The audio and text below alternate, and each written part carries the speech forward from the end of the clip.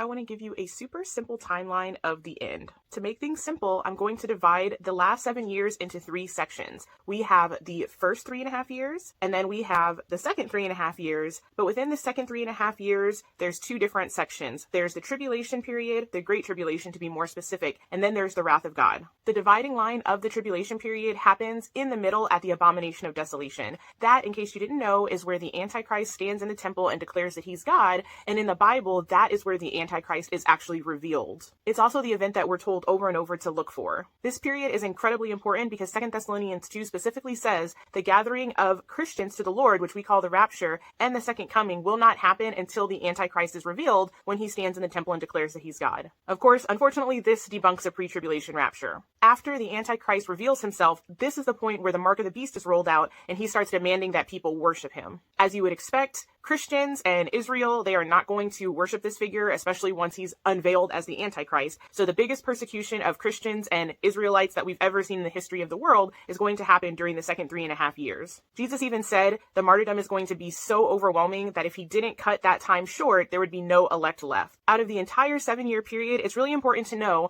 that Christians will be here for the tribulation period, but we are not appointed to God's wrath. God's wrath consists specifically of the trumpets and the bowls. Depending on your rapture position, whether it's pre-wrath or post-trib, you may see the rapture happening at a different point, but the important thing for us to know is we're not going to receive God's wrath, but we will suffer tribulation in the form of martyrdom and persecution. So hopefully this simple timeline helps. God bless you guys.